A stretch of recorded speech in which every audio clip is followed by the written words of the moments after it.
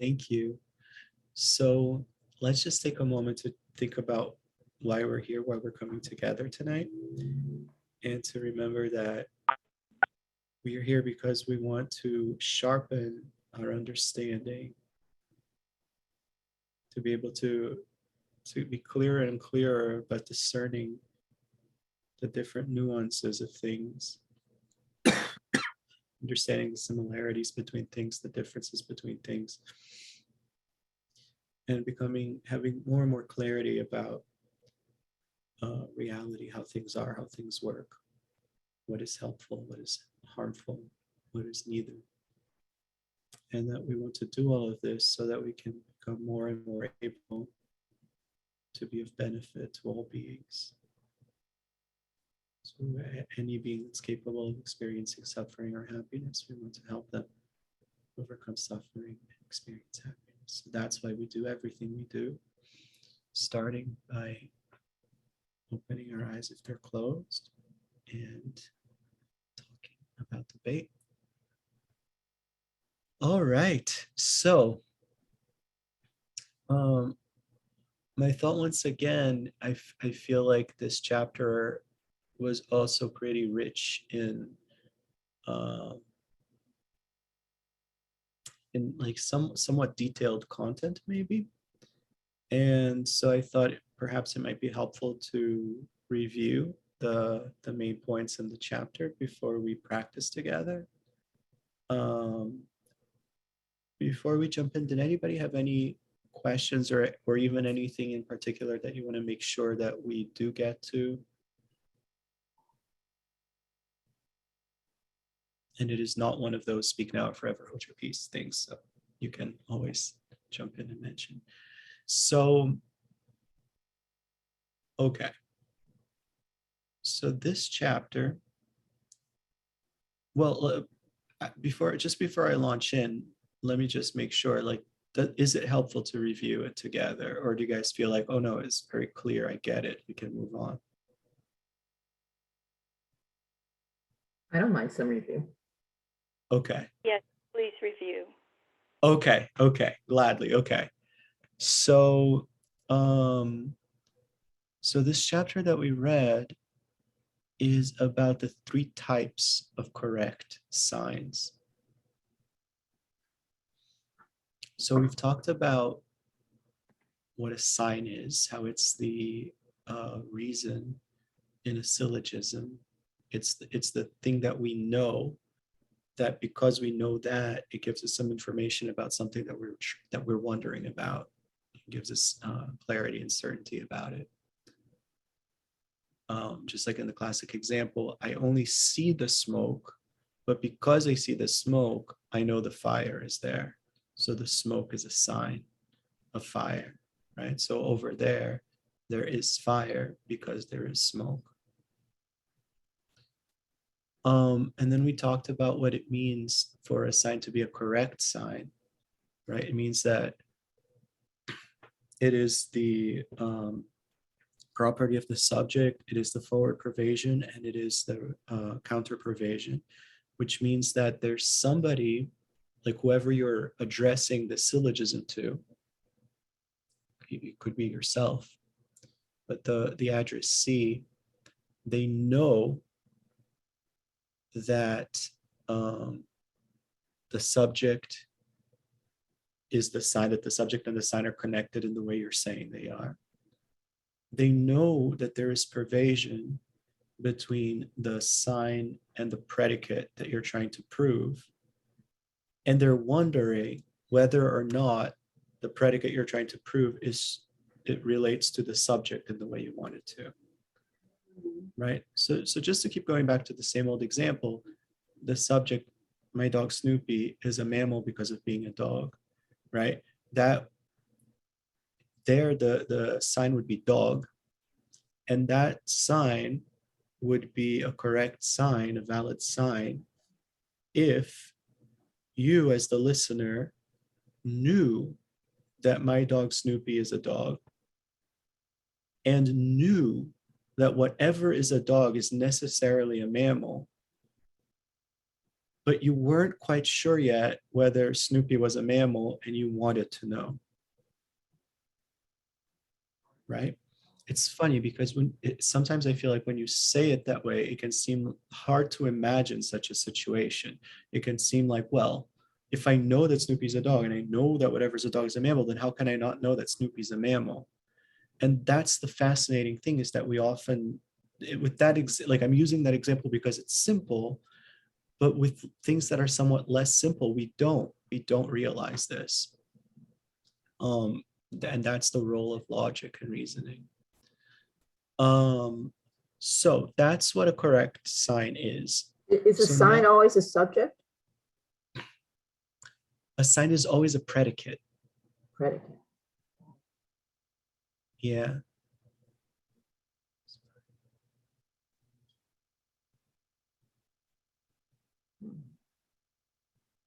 Yeah. That might not be true grammatically, but I think it's true for the purposes of what we're talking about.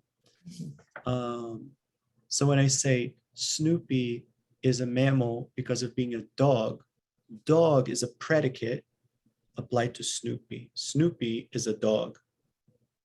Snoopy is a mammal because of being a dog. Snoopy, dog. Snoopy is a dog, right? And then with the next piece, when they say whatever is a dog is necessarily a mammal, both of those are predicates. Whatever is a dog is a mammal. Like we're saying blank is a dog, then blank is a mammal, right? And so now when we're looking at the correct signs, we're going to see that there are three types of signs, and that these are necessarily, all inclusive. And this is fascinating. The book that we're reading doesn't get into this because it's a more technical, advanced topic.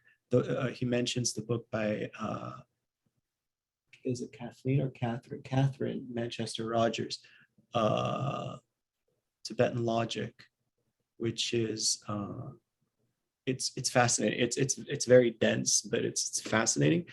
But it proves there that there can't be any other type of correct sign except these three. It's very interesting.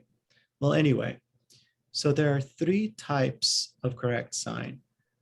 There are correct effect signs, there are correct nature signs, and there are correct signs of non-observation. And of course, we're Buddhists, and so we're going to divide each of these into 17 million, right? But not tonight. I will mention just a couple of more divisions tonight, but I promise that's it. So a correct sign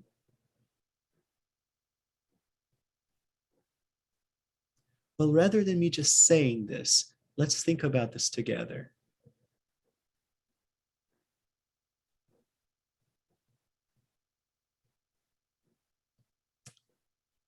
Let me actually even say this first.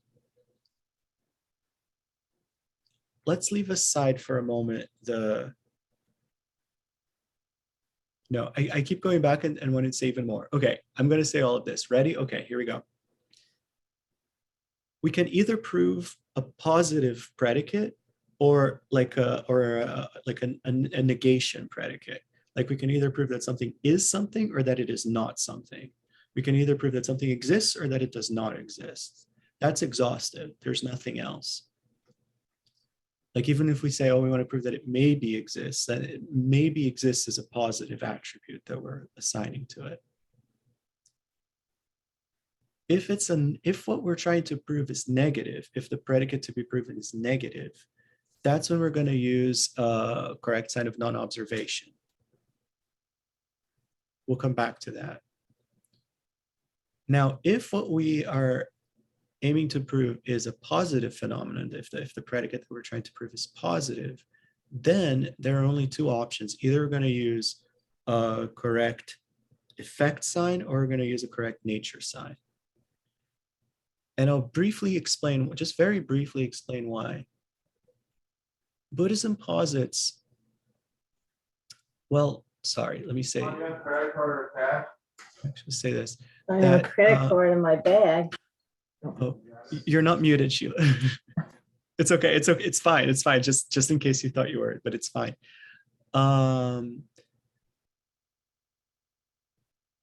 For a sign to prove a predicate, right? There has to be an airtight relationship between that sign and that predicate.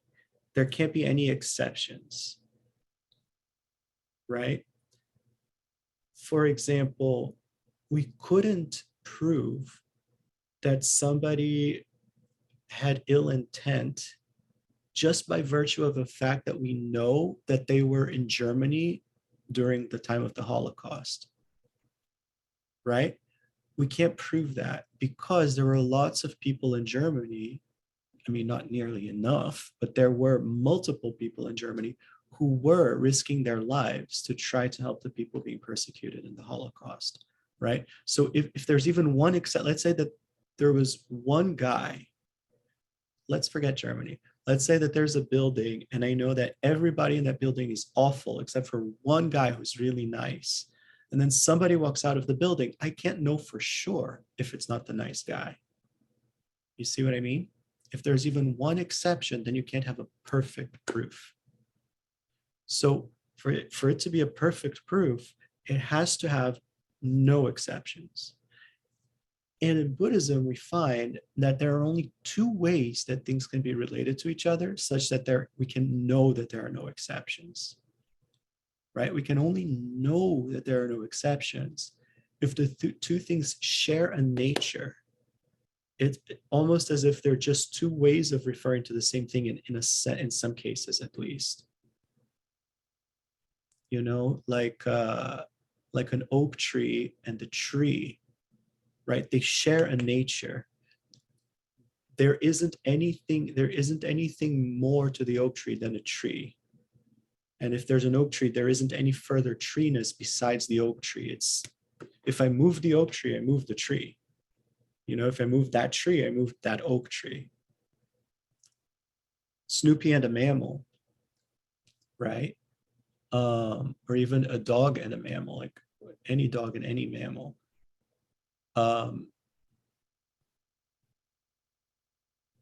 It's not that they're not separable, they're inseparable. That's what we mean when we say nature, right? The only other way that there can be like a certainty of relationship is if they are in a position, if they relate as cause and effect, right? So one way, if we know one side of something, but we don't know another side of something, one way to prove the thing that we don't know is if we know that it shares a nature with something we do know. Another way to prove something we don't know is if we can prove that there's a causal relationship between that thing and what we do know. However, it only goes in one direction. So let me ask you this. Which way do you think it goes? Like, would you say that if we know the cause, then we can be certain of the effect? Or would you say that if we know the effect, then we can be certain of the cause? Meaning, if I know that the cause is there, then I know the effect will come. Or if I know the effect is there, then I'm certain the cause has been there.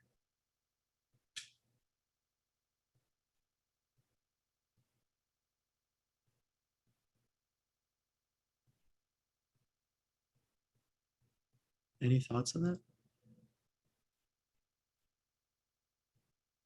If you could like say the sentence about the smoke thing, it might help because I'm trying to think of what that sentence is to answer this question. Well, but I can't think of how you. I really appreciate it, but I don't want to give it away. So Yeah, here's that what would give it away. here's what I will say about the smoke and the fire. Here's what I will say. would you say, like, let me give you two options. Which of these would you most likely kind of assent to? One says, if I know that there's fire, then I know there's going to be smoke. The other says, if I know that there's smoke, then I know that there has been fire.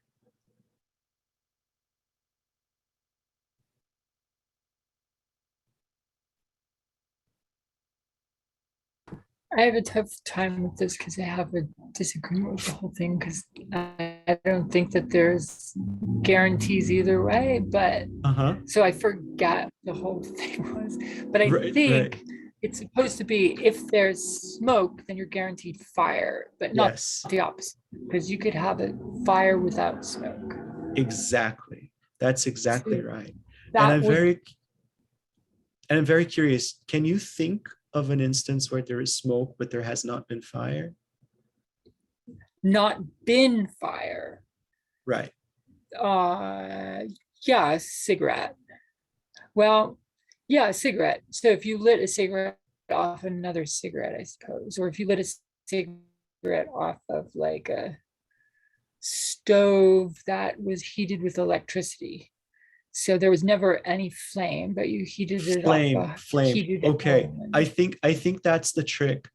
Here in Buddhism, we don't consider fire and flame to be synonyms. Okay, so then how would you What if define we fire? said heat or combustion? That'd be different. I would say it'd be different. Why don't we go with that for now? Right? It's just a matter of terminology, really.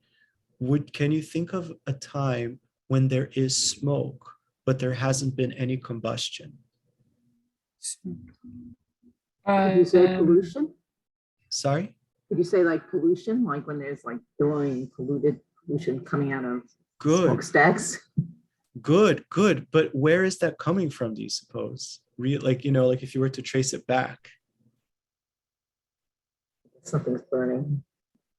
Yeah, I think I've looked into it and I think there's no exception. I think smoke is almost defined as solid particles uh, that are a byproduct of combustion. Like solid particles, I think that used to be part of the fuel, right? That have now disintegrated into small particles and are floating. Okay, as so a my son result. has a smoke machine. It's this machine you plug it in and it makes smoke. Is that not really smoke? Is that technically Is something it else? steam? Maybe I don't know the machine, but could it be steam? I suppose. It looks like Yeah, smoke. yeah. Let's put it this way. What, like in the classic example, because I think to Tibetans this would be like a really familiar sight, and I think this is what they would understand this intuitively. Thankfully, we don't have to deal with smoke, I think, as often nowadays here as even we had to, like maybe 30 years ago. But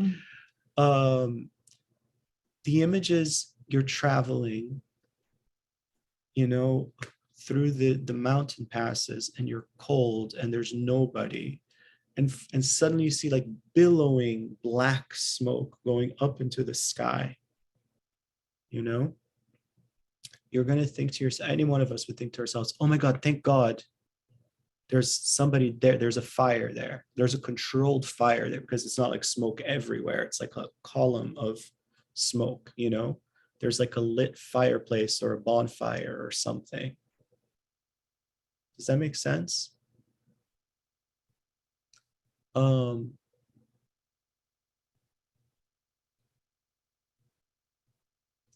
But what about this one then? What about a child and a parent? Right? Can you conceive of a child without a parent? Well, not conceive, get it? Haha. Like a child in the sense of offspring, like an offspring without a parent. I mean, I would suggest you can't.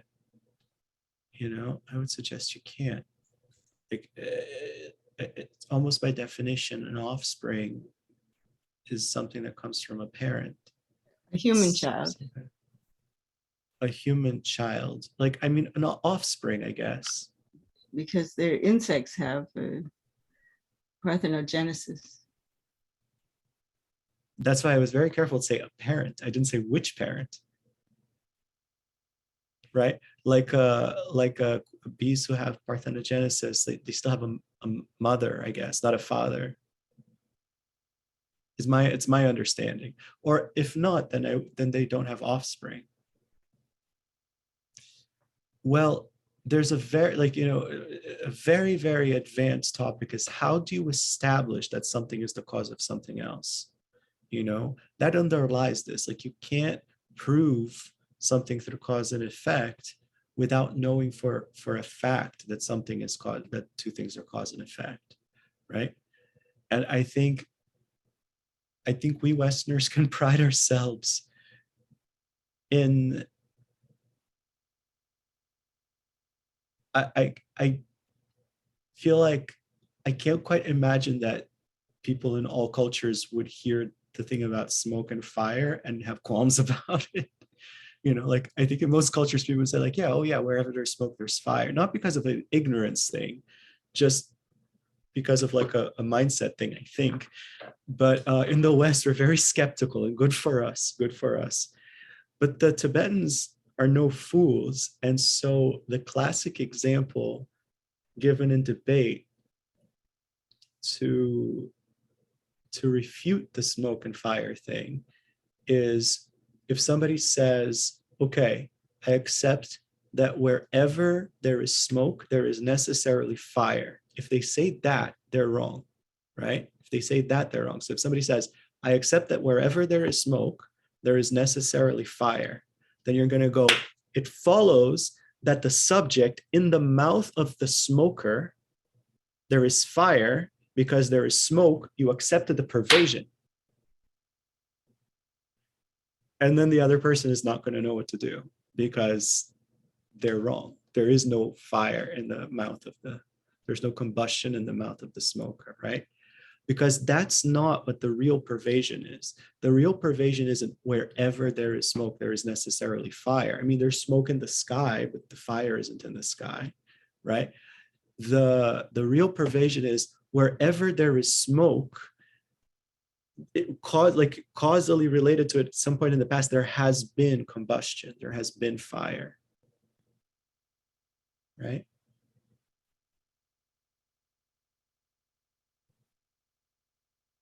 So like if you were to discover a new planet, let's say, and you land there and you see smoke, right? Even if you missed the fire, you can say there has been fire here because I saw the smoke, right? Of course, as Westerners, we know that we would need to verify, is it really smoke? Is it maybe something else? We have to be careful, definitely. But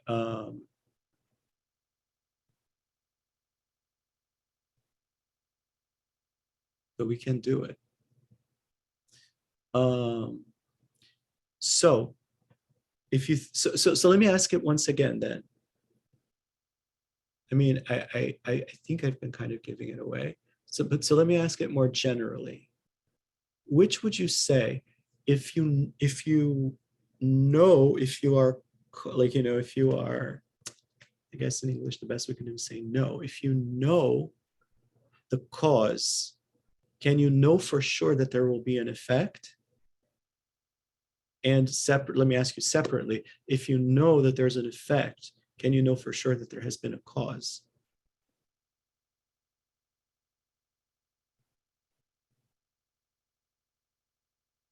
I will venture to say that you would be looking for the instance if you know the relationship. I guess I'm gonna be trying more careful than I normally is. You'd be looking to see the guarantee of the effect from the cause only in the instance where you could guarantee that. But that is the way you would be looking, because the other one is never like there's nothing in the universe in which you can guarantee the path that you will take from a cause will definitively lead you to an effect. Right. Exactly. That's right. That's right. That's right. So let's think about it this way. Imagine that you, not another world this time. Imagine that this time you are the lone survivor in a shipwreck because why not? And your plague washes ashore of a beach on an island, and you don't know if there are any human beings on this island. And suddenly you hear a baby cry, and lo and behold, you look and you see like a newborn baby. The baby clearly was just born, right? But there's nobody else immediately around, and there are bushes, right? Would you imagine that perhaps there's an adult on this island too, or somebody past the age of puberty? There kind of has to be, right? Like, unless some miracle happened, there kind of has to be somebody with a womb past the age of puberty on this island, right? So you like, you won't go to sleep that night thinking like, oh, maybe there's not, you know there is. And so if it matters to you, you're going to be looking for them. You're going to try to find them. And if you can't find them, like, you're going to be so puzzled. It's not going to make any sense for days and days. You're going to be like, there has to be somebody here, right? Now, on the other hand, imagine that you wash ashore on the island, brand new island, you've just been shipwrecked again. And you wash ashore on this island, and this time, when you look, you see an adult woman of childbearing age, right? Are you going to say, okay, then I know for a fact that there's a newborn here somewhere? Of course not. Of course not, right? You probably won't even think to ask. But if you were to ask and she said, no, I don't have any children, like, you'd sleep at night, okay. You know what I mean? Because from knowing that a cause is there, we can't know for sure that an effect will be there. But from knowing that an effect is there, we can know for sure that the cause has been there. Because there's no such thing as an effect not having arisen from a cause. That's impossible. However, there is such a thing as something which could potentially become a cause, not becoming a cause of something. But then is it a cause? I mean, if it, Brilliant, brilliant. See, you guys are good at this. You absolutely not, right? Absolutely not. However, we kind of have to, I think we kind of have to say it that way just to get the point across, because we might otherwise make the mistake of thinking that it is. So if I know there's fire, it doesn't follow that there's going to be smoke. That's the important thing. If I know there's a woman, mature woman of childbearing years, it doesn't follow that there will be a baby, right? If somebody goes like this, it doesn't follow that there's going to be a bruise, because I just did it and there's no bruise, because, and this is really interesting too, Buddhism shows this in a different way too, but like, because a cause all on its own, there is no cause which is all on its own capable of giving rise to its effect. For an effect to arise, there have to be at the very least two causes coming together. This can be shown, this can be seen logically, but for now I'll just say it, as a tenet.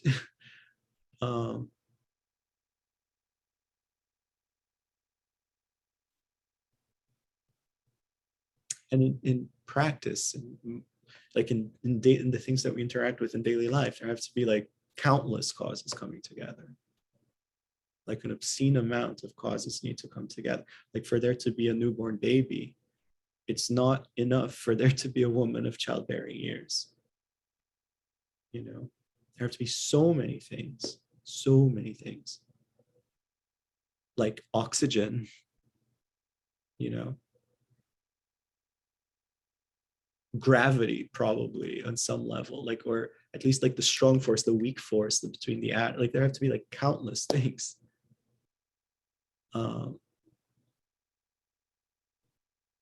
Let alone as of right now, there has to have been a sperm cell.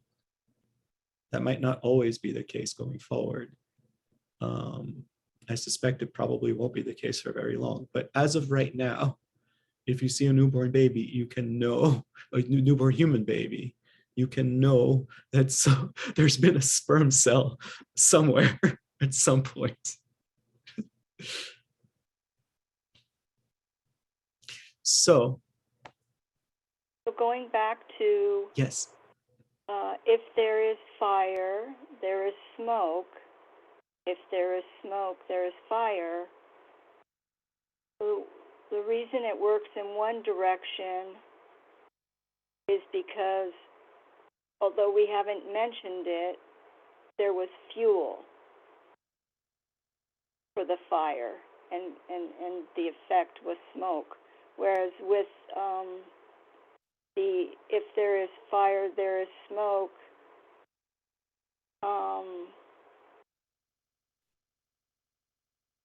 And we can say, the book gave, for example, the sun, but I guess another important point is that we need to understand the definition of fire, which is heat or combustion.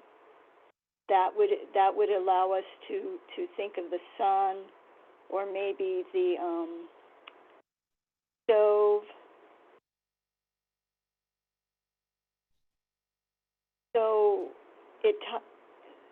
there's no fuel. So there's no fuel on the sun, so we won't see smoke. But in the case of fire and fuel, we could. I think Go ahead. I think like there might be like one or two tweaks, like the tiny details of what you said that I might make, but I think the point that you're making is absolutely right. It's absolutely right. In point of fact, my understanding is that for there to be like billowing black smoke, it's not even just that there has to be fuel. If I'm not mistaken, I think there has to be wet fuel. I could be wrong about that, but the bottom line is like conditions have to be just so. Right? For there to be smoke as such, there needs to be some kind of atmosphere also. Right? Otherwise, I suppose there would just be ash or cinder. I think. I don't know enough. My dad actually, I talked to him about this a few years before the pandemic, a few years ago, because he actually did a course to become a volunteer for first responder in our town in Florida. And so part of that is responding to, fires and things. And interestingly enough, he had to learn for that the physics of fire and how it works. And what he said, this is what I remember, that for there to be a fire, and by that I think he means combustion, you need to have fuel, you need to have oxygen, and you need to have heat, like at a certain amount, so I guess this is interesting to me in the sense that how can we even begin to debate if we're not expert in these areas? That's a great question. Who am I speaking to, by the way? Okay, I thank you. This is Tammy and Morgan. We're the 8016 phone number. Got it. Ending, and yeah, we're really appreciative of this class, and we were here last time, and we hope that we can continue this, because I'm so glad. This is really helpful. We've had the book for over 3 years, and Yeah, we just found out about this class, so we're really excited. I'm so glad. I'm so glad you're here. Thank you so much. Yeah, I was just asking because I feel like I'm having such a stimulating conversation, but I didn't know with who. So thank you. You're welcome. Um, Thank- I I I think you're spot on in your question. Like, how can we even debate about this until we are experts in this subject? And I'll tell you my honest answer. My honest answer is that for kind of like reasons that I alluded to a few minutes ago, I think that the fire and smoke example was probably like the easiest example in the world in Tibet. And it's just not the easiest example in the world to us now here. I think if these manuals were written for us, we would probably come up with something else. Like, for example, perhaps something like a text message and electricity, maybe. If there's a text message, there has been electricity, right? Like, electricity is a necessary condition for a text message, right? I mean, if your phone dies, if it's out of power, there's no text message, right? I guess, and again, I just thought of that like on the spot, but I'm sure it could come up like maybe like a latte and milk, you know, some form of milk, maybe soy milk, it doesn't matter which type. But if you have a latte, then there's been some form of milk, right? I bet if we thought about it, we could come up with like a billion examples that we would all kind of agree to. And it's just ironic to me somehow that, because I feel, don't get me wrong, I'm not saying like, oh, you guys with your problems with fire. No, I also had the same objection when I started reading this stuff. It's like, I don't know that smoke always comes from fire. And it's, I don't know, it's pretty funny, I guess. Yeah, thank you. Oh, of course.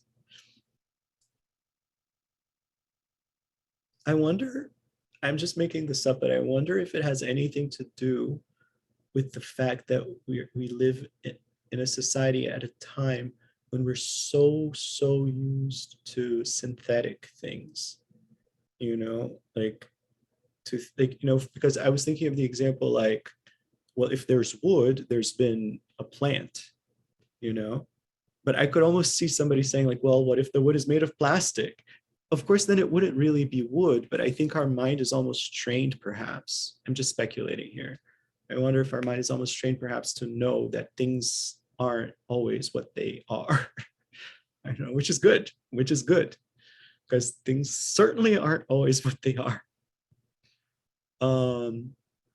I would suspect, and I don't know if it's true, that the skepticism only about this example sounds much more to me of a science educated person questioning a scientific fact and not like a cultural thing.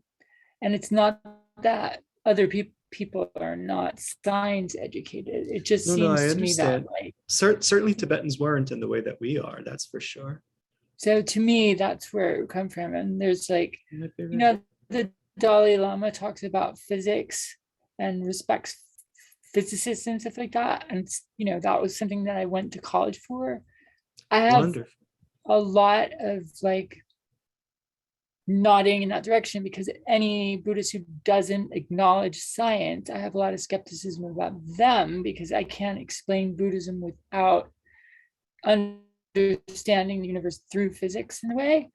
So in a Interesting. weird way, it's almost as if I'm skeptical of people who aren't skeptical of that thing, that they don't understand the fire problem.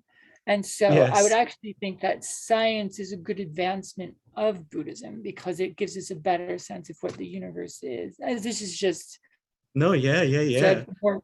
So I think it's a good thing that we're like, Oh, yeah, I agree. I agree completely.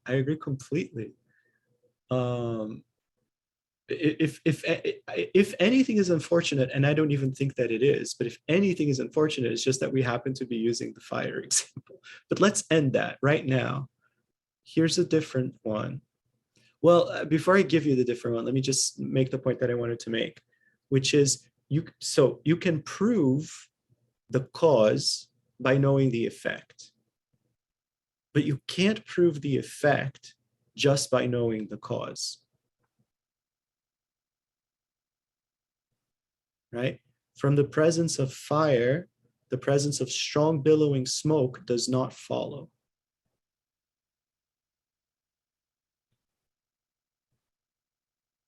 As witnesseth birthday candles.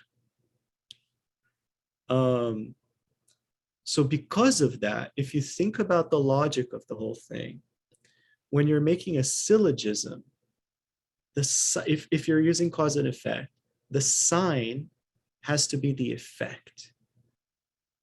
The predicate to be proven has to be the cause of that effect. If you're just making a straightforward cause and effect. So it would be the subject over there is fire, the cause, because there is smoke, the effect. If over there is smoke, I am going to reason, well, where there is smoke, there is fire. So if over there is smoke, then over there must be fire. So I can prove fire from smoke. So smoke is the sign, fire is the predicate. What about this one? This is one for like hardcore Buddhist crowd, right? Here's a true syllogism. I mean, it's only valid if you know the predicate and whatever, and you don't know the whatever. But the subject, in my mind, there is ignorance of ultimate reality because there is suffering.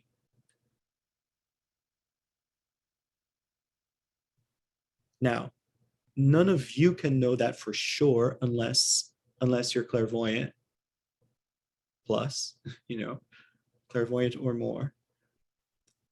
But if there happens to be suffering in your own mind, then you could apply it to yourself,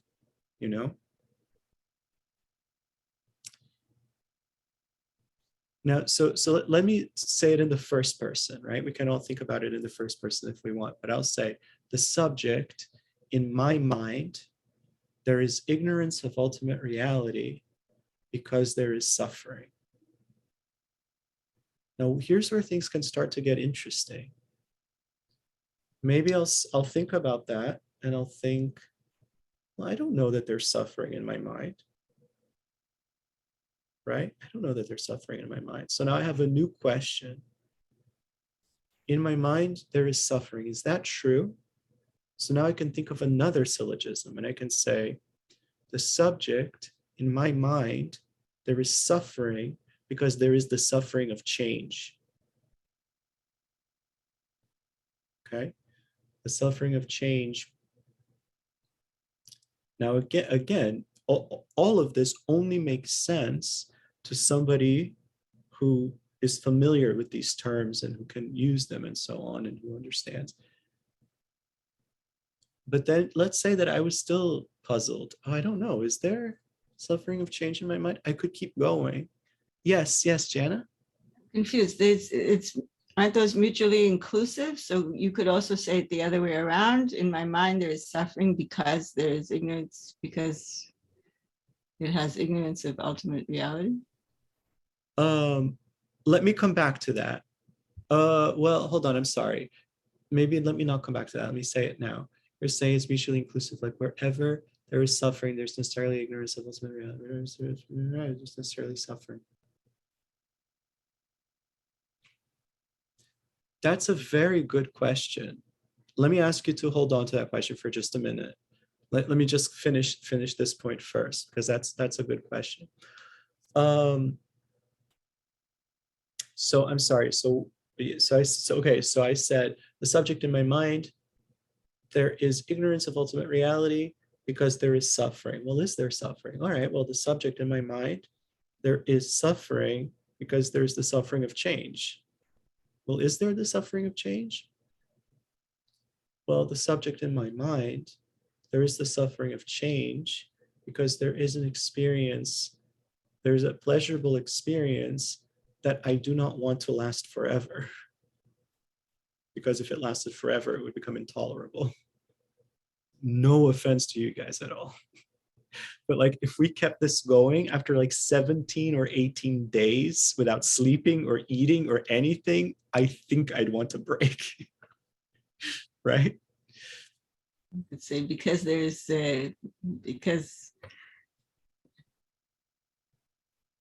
because I ate my cake and I don't have it. Exactly. So this is just like almost like a little bit of a sneak peek of where this all kind of heads, where this goes, is that we don't, like, like we're teaching the syllogisms in these three pieces, but don't be misled into thinking that like this will only work if you happen to like know everything about the three things, because the whole point is to break this down and figure out, what do we know? Like, where is my certainty or where is my doubt? Right? I have to make an asterisk because technically, I said it that way because that's the way we've studied it so far. But to do what I just did, I wouldn't use syllogisms, I would use consequences. Right? Because if I didn't really know, that in my mind there is suffering, then the syllogism, the subject in my mind, there is ignorance of the ultimate nature of reality because there is suffering, that wouldn't be a valid syllogism in the first place. In practice, all that means is that I would say it follows that in my mind there is blah, blah, blah. Anyway, that comes later.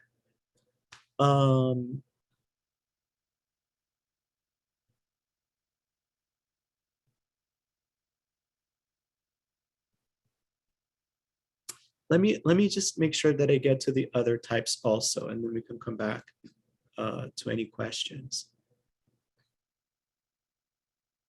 But let me just actually answer Jana's question first, because it's a really good question. You don't want to forget. Wherever there is suffering, there is necessarily ignorance of ultimate reality. Wherever there is ignorance of ultimate reality,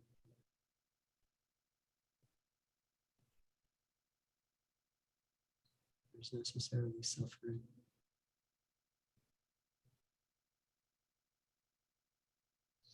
I think for now I'll limit myself to say that that is true. You are right. But it's almost like it happens to be true. Ignorance of ultimate reality is a cause of suffering. Suffering is not a cause of ignorance of ultimate reality. The reason that it also works the other way is because ignorance of ultimate reality, as long as that's there, it just kind of follows that all of these other conditions will also end up being there that will lead to suffering. It has to do with the 12 links. If there's ignorance of ultimate reality, given that there's an indestructible mind, so there's always going to be some perception of something, some experience of something. That experience plus the ignorance of ultimate reality together, they'll give rise to an affliction. So because of that, it was a very astute observation, because it's a fairly unique situation, I think, where it just so happens that if you know that the cause is there, then you also know that the effect is there, but that's exceptional. It's a coincidence almost. Is the cheating roundabout dodgy way that I'll say it for now, because otherwise we won't have time to get to the other types. I'm sorry. But yeah, I'll just say, let that be considered an exception for now. I hated when teachers used to say that in school. Like, I hated it. So I'm sorry I'm doing that. But I think I get it now. Why sometimes they had to. Anyway.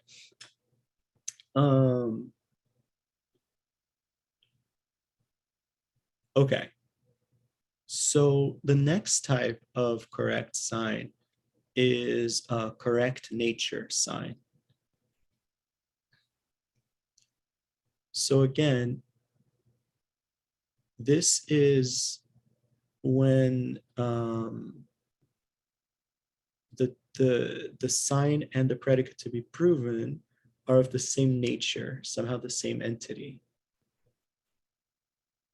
It doesn't, it's hard to say this in English, I think, like at least I can't quite think of it, because it doesn't mean that they have to be one and the same thing. One could have a larger pervasion than the other, but it means that they're not separate. It's like a cow and a goat. The cow can go this way, the goat can go that way. But the cow and the mammal, which is the cow, if the cow goes that way, then that mammal also goes that way. Right? So this same nature, it could be in both directions, which would mean that the two phenomena are mutually inclusive. Yes, Janet? Maybe that's the reason for the exception, because it would also fit the cause, the correct nature sign. The suffering and ignorance of ultimate reality are of the same nature. That's really interesting.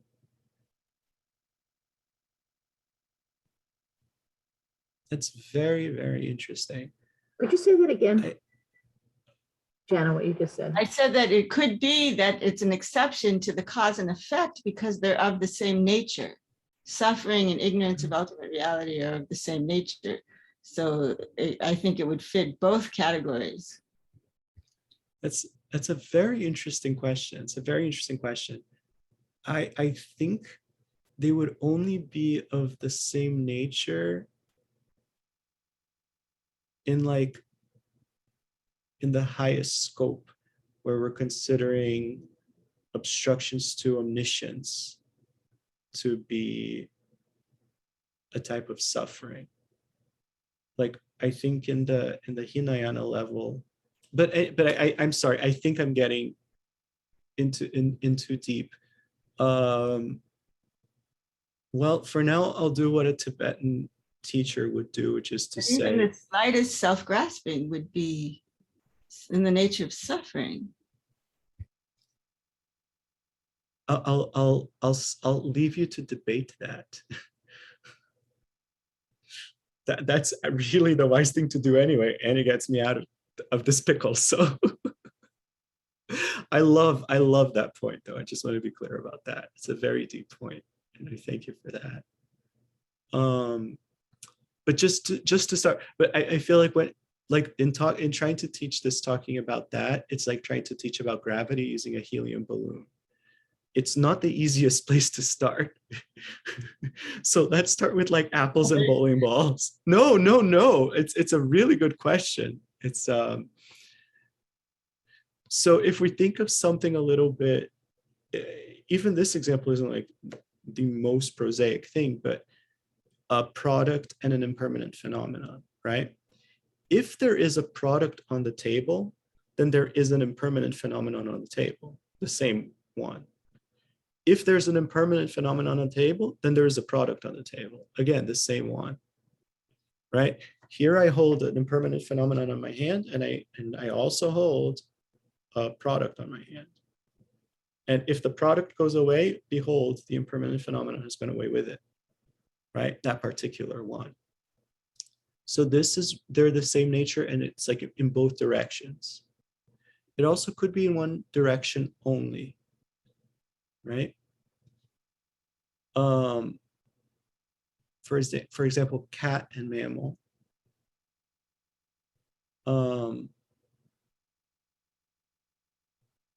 In Sheila's house, if I may use the example, there is a mammal because there is a cat, right?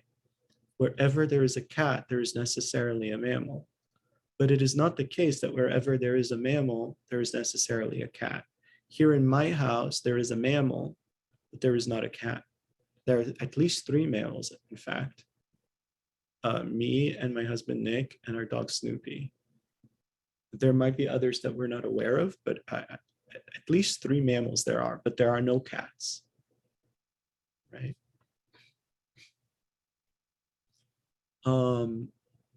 So cat and mammal, they're of the same. It's not that mammal is the cause of cat or cat is the cause of mammal, right? When you say, look, a cat, or when you point at the same thing, look, a mammal, you're pointing at the same thing. It's a connection of nature. It's in the nature of it. And yeah, it can be in one direction or the other, right? So if it goes in both directions, then either one can serve as a proof for the other one. Either one can serve as a sign for the other one. So for example, at least in principle, at least in theory. So for example, you could say the subject sound is an impermanent phenomenon because of being a product, right? Product can prove that it's an impermanent phenomenon. Or at least in theory, you could say the subject sound is a product because of being an impermanent phenomenon. Impermanent phenomenon proves that it's a product. The reason I keep saying at least in theory is because in practice, it's very doubtful that you'd ever find somebody who knows that sound is an impermanent phenomenon, but doesn't know that it's a product. So that syllogism will never really come up in that direction, if that makes sense.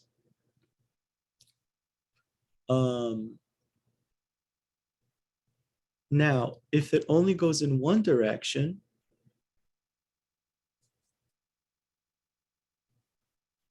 then the smaller of the things has to be the sign, and the larger of the things has to be the predicate.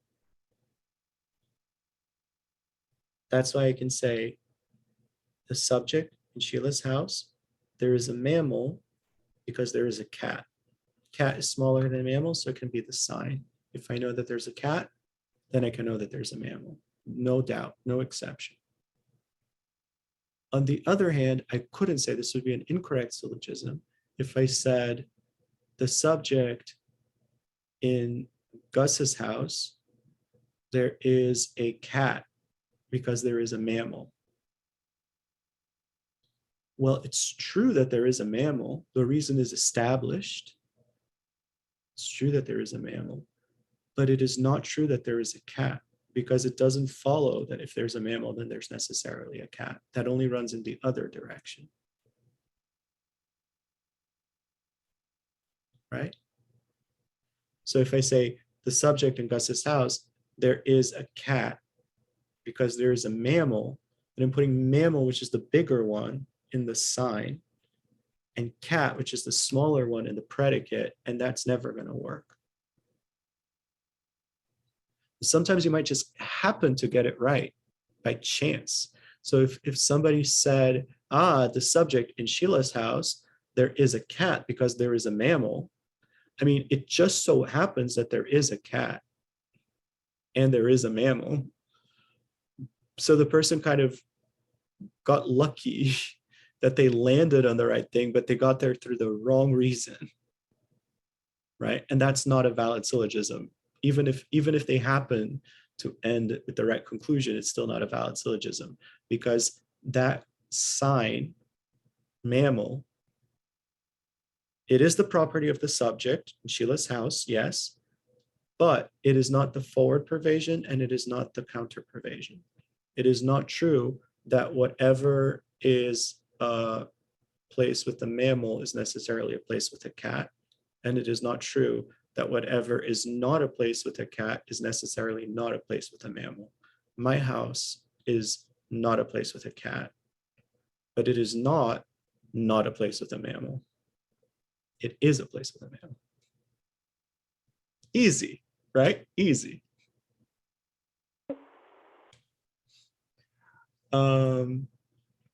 But all kidding aside, just like anything else, this really does become fairly easy with practice.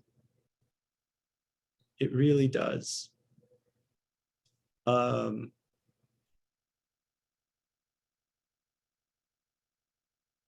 Tibetans have a saying, nothing gets harder with practice. And the Westerners have a saying, what one fool can do, another fool can do also. Right? This seems complicated, but it's really not. Learning to read, that's complicated. That's hard. I don't know, especially in English, I do not understand. I do not understand how American children learn to read. If you invented English and you said, oh, we're going to teach the children to read this, I would say that's impossible. That's impossible. And yet we do it. This is much, much, much easier than that. So courage. All right. Now I want to mention the correct signs of non-observation. So a correct sign of non-observation is a sign that we're using to prove a negative. And just like Daniel Perdue says in the book, in the West, we think, oh, you can't prove a negative. Well, sure you can. Sure you can.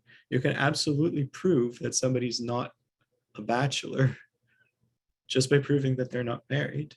That they are married, I mean, sorry. If you prove that they're married, you've just proven that they're not a bachelor.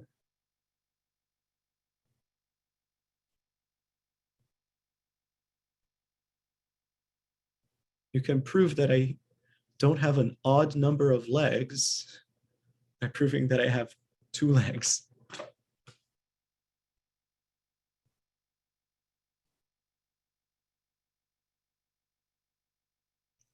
So the non-observation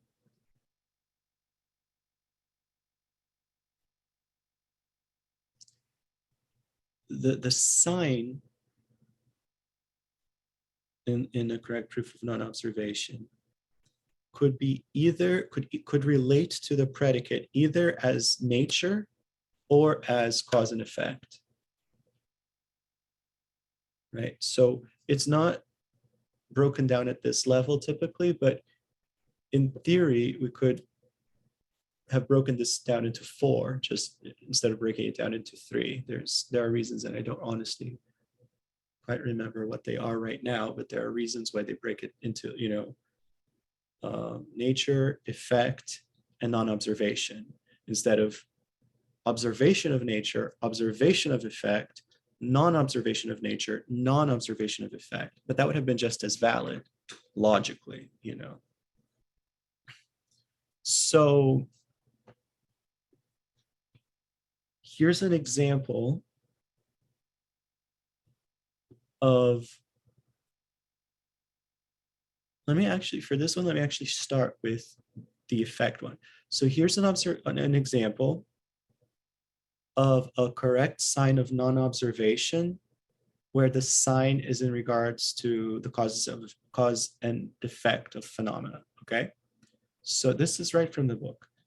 The subject on that island in the river at night, there is no smoke because there is no fire. And again, let's say there's no dark billowing smoke because there is no combustion, let's just say for now. And the premise here, and to be fair, like I think this relies a little bit on, frankly, like maybe the common sense of the listeners that it was intended to, because you have to imagine the setting that this is kind of presuming. It's presuming, I would say, something like a flat island that well, like that area well, and there's like a flat island there without any vegetation and without any like bushes or structures or anything. And the idea here is that if there were some combustion there, if there were some fire there at night, you would be able to see it. If you were looking at it from above, you'd see the fire, right? So if you look and you don't see the fire, so in other words, there's no fire, then you can know that there's also no smoke. Because if the cause isn't there, then the effect can't be there. You'll notice that here it reverses, right? If we're trying to prove a positive, then we can only prove the cause by means of the effect. But if we're trying to prove a negative, we can only prove the absence of the effect based on the absence of the cause. Let's go back to that desert island one more time. If somehow, and I don't know how I would do this, but if somehow I got to the desert island and I was somehow able to completely establish that there has never been on this desert island or anywhere near it or anywhere in like within 500 miles of vicinity, a grown person with a womb, right? Then I would know that there are no newborns there. However, if when I got to the island, somehow I proved that there are no newborns there, that doesn't prove that there is no grown person with a womb.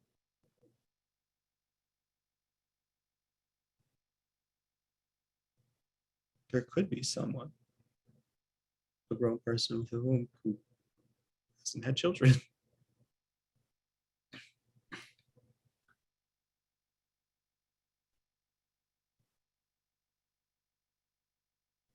And I'm picking on the persons with wombs only because they're more proximal to the baby. So it's just a little bit easier.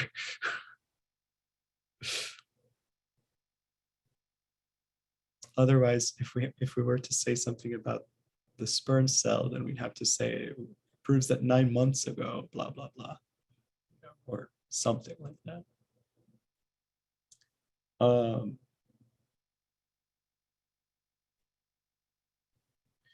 The simplest example of this perhaps actually is one that the Dalai Lama gives in one of his books, that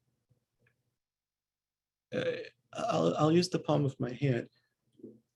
You can know that there isn't a scorpion on the palm of your hand by virtue of the fact that when you're looking, you're not seeing a scorpion on the palm of your hand. A scorpion is such that if it were on the palm of your hand, you would see it. Assuming, again, I'm saying this in the context, like assuming that we're not blind, etc. Right?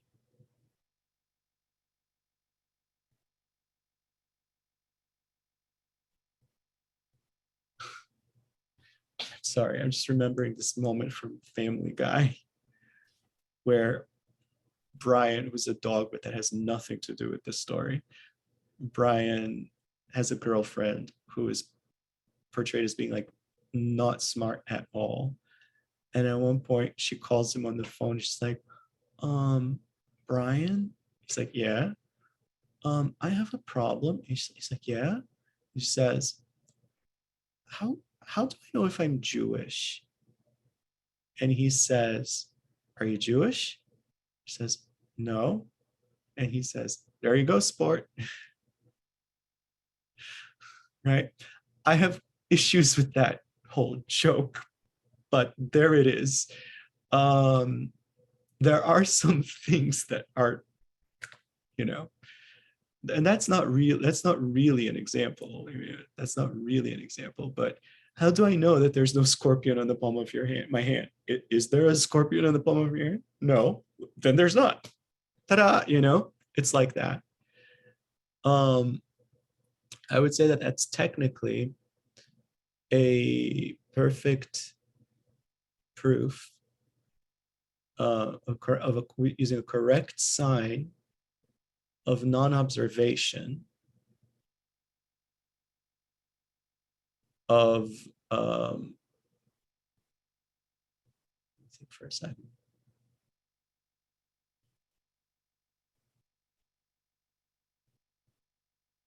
I think it would be of nature on some level, but I'm sorry. So I actually put it in the wrong place here, but you get the idea anyway. Let me give you a couple more examples where the sign is in regard to the nature of the phenomenon. So the subject, sound, is not permanent because of being a product. Okay? Here's another one. The subject, sound, is empty of being permanent because of being a product. Empty of being just means not. It basically means like surprisingly not, but it just means not. So let me say that one again. The subject, sound, is empty of being permanent because of being a product. And ready for one more? The subject, the self of persons, is empty of inherent existence because of being a dependent arising. That sign, that proof, that sign is so important that it actually has a name. You know how like in the West, like there's if somebody's just humming a tune, whatever, but if somebody writes a symphony, that has a name. Most of the signs we use, whatever, but this sign has a name. It's called the King of Reasons. The King of Reasons. The King of Reasons is the sign dependent arising when used to prove empty of inherent existence in relation to whatever subject you're using. Now, for most of us, that doesn't really mean anything. Like you guys just heard the King of Reasons, and yet probably our lives are not transformed, because, and again, I say this sincerely, I can't make any assumptions, but let's just say, like, if pretending that you guys are just like average people, off the street, then I wouldn't presume that's a correct sign for you, because I wouldn't presume that that the self of persons is a dependent arising. And on top of that, I also wouldn't presume that that whatever is a dependent arising is necessarily empty of inherent existence, or even what any of that means, right? And also that whatever is not empty of inherent existence necessarily is not a dependent arising, in theory. Right? So if I actually, again, this is all okay, I think, because this is all done for the sake of learning.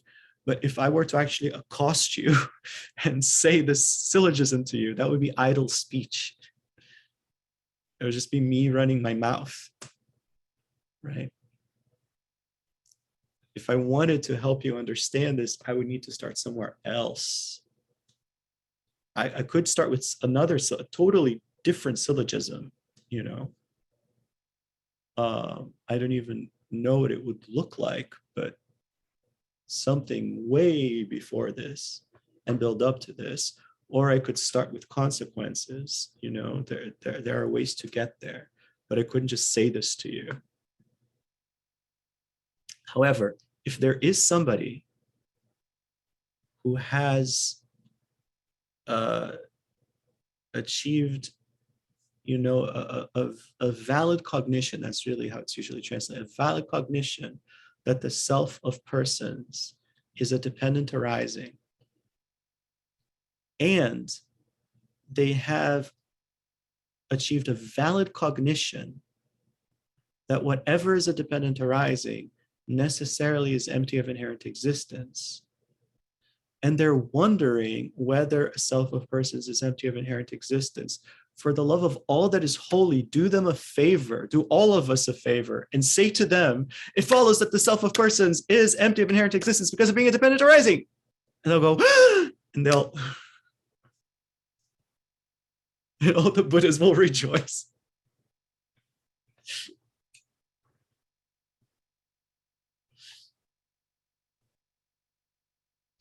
So in the case of a correct sign of non-observation, the subject, we call it the basis of negation.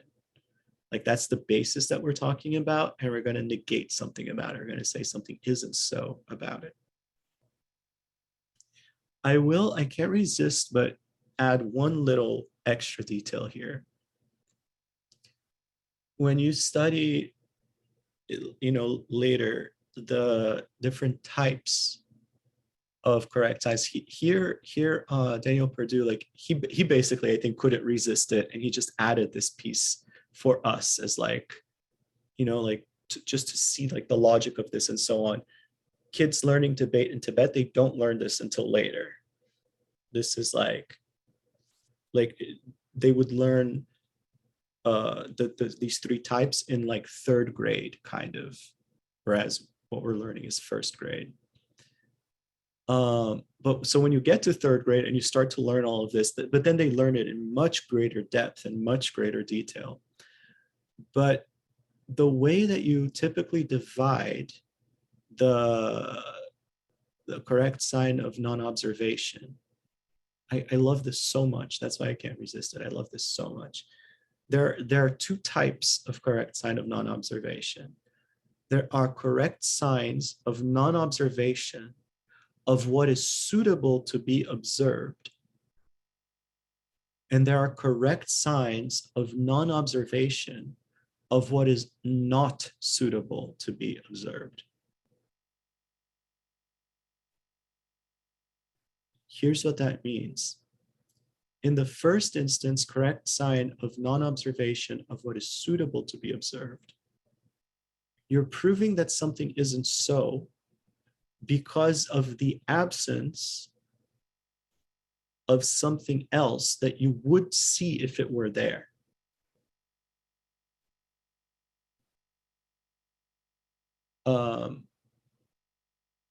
So if I said, for example, the subject on the palm of my hand, there is no scorpion because there is no form of a scorpion, right? Meaning because I can see a scorpion, right? Well, that's a correct sign of non-observation. I checked. That's a correct sign of non-observation of what is suitable to be observed. Like if there were a scorpion here, I would see it. It would be suitable. It's suitable for me to see it. I would see it. A correct sign of non-observation of what is not suitable to be observed would be something like this. The subject, in my mind, me, Gus, right? In my mind, there is no knowledge of what you are thinking because there is no clairvoyance.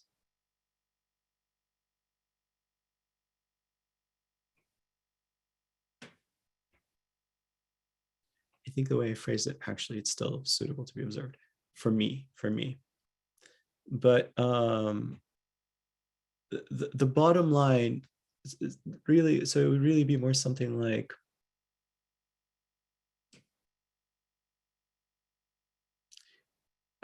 let me just put it this way. It would be something like, if we were to say,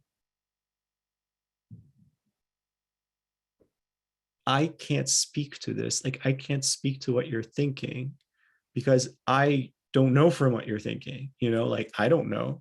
I don't have the basis for knowing that, right?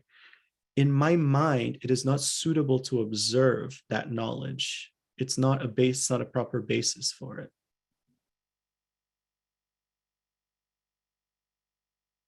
The example that's usually given is the subject in the mind of a person who can't see ghosts. There is no memory of having seen ghosts because of there being no ability to see ghosts, right?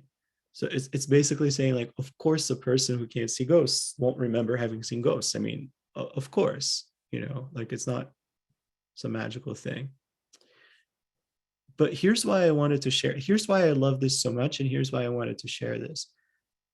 If we break up reasons of non-observation that way, right, then we can say we have 4 types of correct sign, right? We have a correct effect sign, we have correct nature sign, we have correct sign of non-observation of what is suitable to be observed, We have correct sign of non-observation of what is not suitable to be observed. 4. For each of them, it's taught why did the Buddha teach that type of reasoning? Like, what was the benefit? What is the benefit of knowing this, in other words? And here's what they say, ready? For a correct nature sign, the Buddha taught it so that we would understand the nature of suffering. It's for correct nature sign, I said, right? That's what I meant. For correct nature sign, the Buddha taught it so that we understand the nature of suffering. I suppose, I forget exactly how it's phrased, but maybe something like the nature of contaminated phenomena, uncontaminated phenomena, something like that. For a correct effect sign, the Buddha taught it so that we would be able to know the causes of suffering and the causes of the cessation of suffering. So like the second noble truth and the fourth noble truth. So we've covered 3 noble truths already, right? The first noble truth, the second noble truth, and the fourth noble truth. But mind you, there's still 2 more types of sign to go, and just 1 more noble truth. The reason the Buddha taught a perfect sign of non-observation of what is suitable to be observed is so that we could realize emptiness, the third noble truth, in effect. We've covered all 4 noble truths, and yet the Buddha went on to teach something else. Okay? And here we go. The reason the Buddha taught perfect sign of non-observation of what is not suitable to be observed is so that we wouldn't judge each other. And I find that so powerful, so powerful. You can use a perfect sign of non-observation of what is not suitable to be observed to arrive at a place where you don't judge people, because you come to really realize that you have no clue why people do the things they do, really.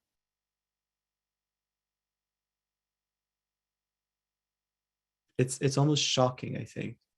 We can hear that and almost get angry, I think. But if we follow the logic, we arrive somewhere very interesting. We arrive somewhere very interesting.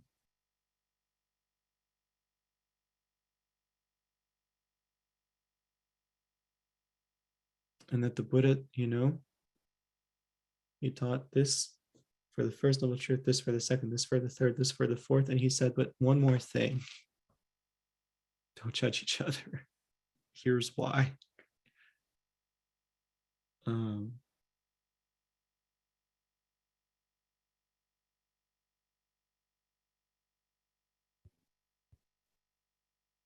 That's beautiful. Thank you. Thank you. I'm glad you like it too.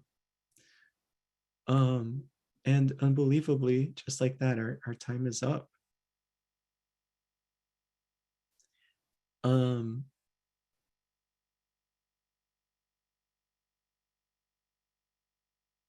I feel really grateful that we're doing this. I think this is really wonderful.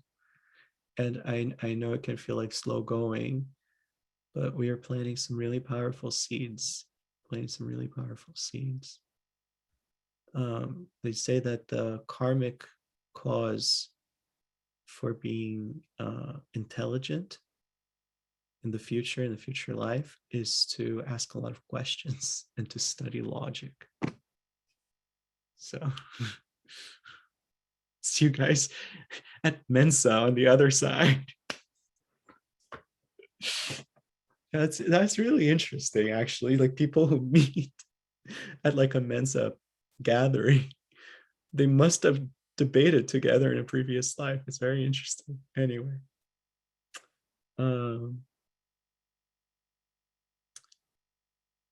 So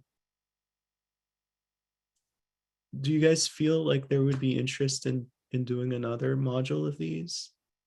I feel, yeah. Oh, all right. Oh, wonderful. Please, please. Oh, good. Oh, I'm glad. Then let's definitely plan for that for sure. I'm so glad. I'm so glad. So Gus, Uh, while we're on that, would that be September? Can we think about starting in September? I'd be happy to think about starting in September. Sure. Yeah. Okay, we'll discuss it. Kelly too. I'm glad, Kelly. Yeah, let's talk about it. Let's talk about it. Yeah, I'd be happy to. Yeah.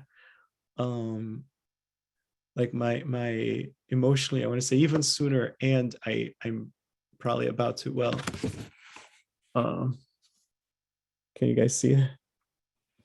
About to Oh, move. it's so soon. When's your move date, actually? Don't know yet. We don't know yet. We don't know yet, but it's Wow. imminent, hopefully. Like hopefully within the next 2 weeks. So we'll see. Thank you. But anyway, so it's a bit crazy right now. But that those boxes, by the way, is where the altar used to be like 2 hours ago. So that's weird. Anyway, so let's end with a dedication. And we dedicate not just for the time tonight, but for the whole series, whatever we've been part of, any readings we've done, any thinking we've done, any questioning we've done, any doubting we've done, like just any mental energy that's shifted places anywhere in any direction leaves an imprint in the mind. And so we think, may these imprints be like ripples, will spread out, and grow, become waves. May these waves push us towards greater compassion, greater interest in the well-being of ourselves and others, greater courage, greater determination, greater joy, enthusiasm, zeal, just naturally arise spontaneously, and deeper wisdom, strength. Ultimately, may it lead us to become fully enlightened. The reason we want all of that is just so that we can lead all beings to perfect enlightenment, so that we can be truly happy finally at last.